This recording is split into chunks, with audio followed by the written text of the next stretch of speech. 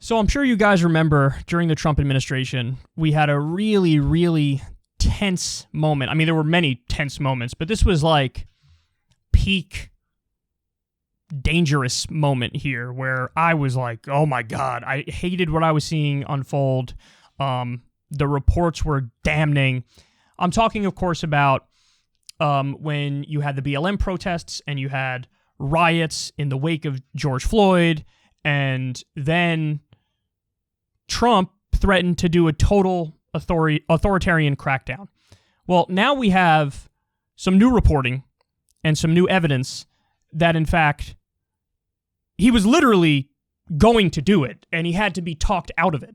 So everything was all set and ready to go, and we dodged a bullet. We got super lucky at the last minute because of certain actors behind the scenes. So first, let me show you this. New, Trump expressed so much interest in using active duty troops in response to the protests after the killing of George Floyd that White House aides drafted a proclamation for him to sign to invoke the Insurrection Act. So they drafted the paperwork. And again, we got super lucky at the last minute that it wasn't invoked. So let me just give you a little bit more information on the Insurrection Act. We talked about it at the time, but it bears repeating here. So the Insurrection Act is from 1807. And the idea of it is to deploy the U.S. military or federalized National Guard troops within U.S. borders, so deploy them in our own cities to suppress civil disorder, insurrection, or a rebellion. So that's the idea. Now, the last time it was used was actually during the 90s for the LA riots. And then just before that, in 1989, it was used for the response to Hurricane Hugo. Now, there are interesting examples of it. Like Grant used it against the KKK. Fascinating. But also, it was used in conflicts with Native Americans. So wiping out the indigenous population. And it was used in 1831 by Andrew Jackson to put down a slave rebellion. It was used to put down a slave rebellion. The Insurrection Act. By the way, just to put it in perspective, the modern interpretation of this, George W. Bush, in the wake of Hurricane Katrina in 2006, his administration wanted to use it, but they basically hit roadblocks, and he was convinced, I actually can't use it because it's unconstitutional.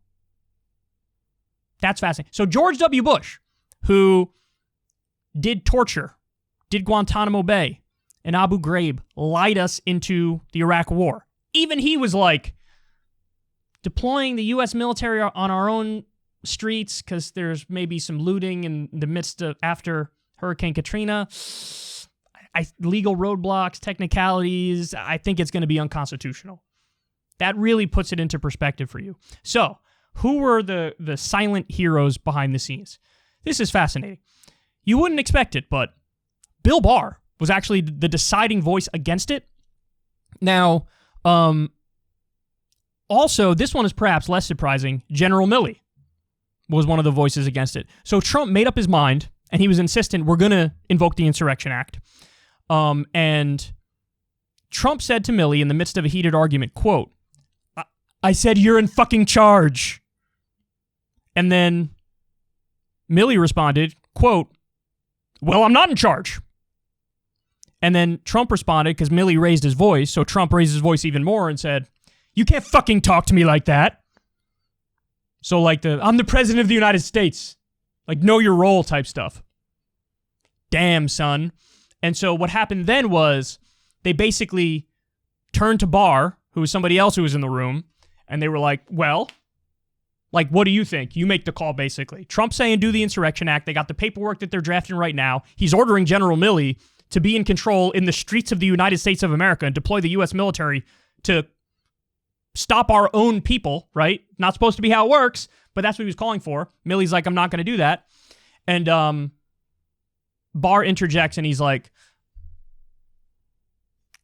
all right, General Milley's right.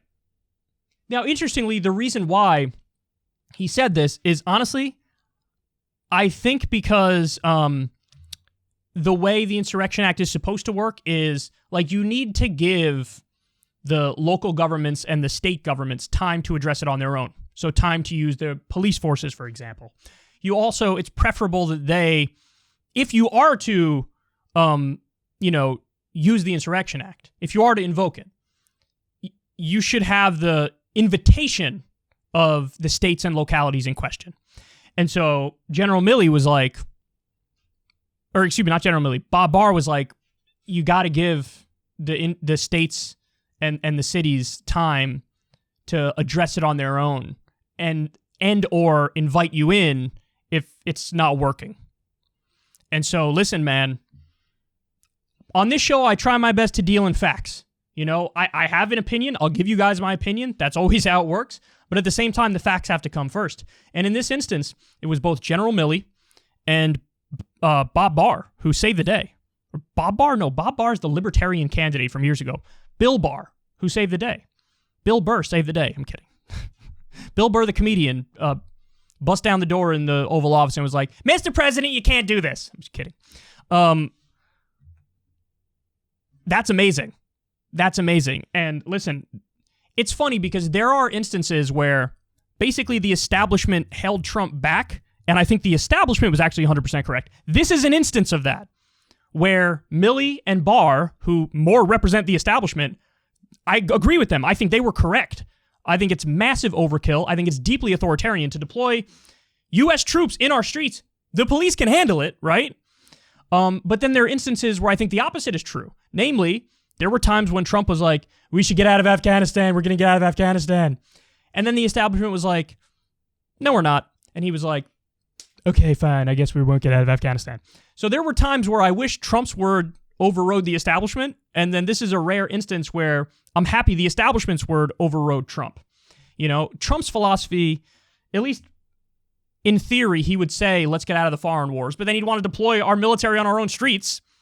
And the establishment's perspective was, let's continue doing the endless wars, but also no way we deploy our troops on our own streets because that's un-American and that's unconstitutional and that's not right.